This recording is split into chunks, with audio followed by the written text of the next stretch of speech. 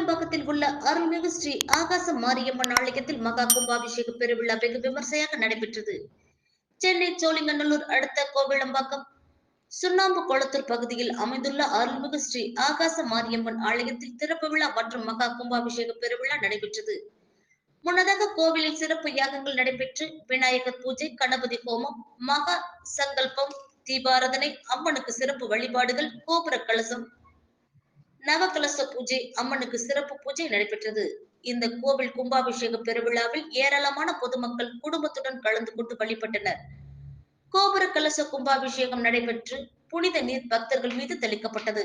பூஜைகளை சிறப்புற நம் அனைவரும்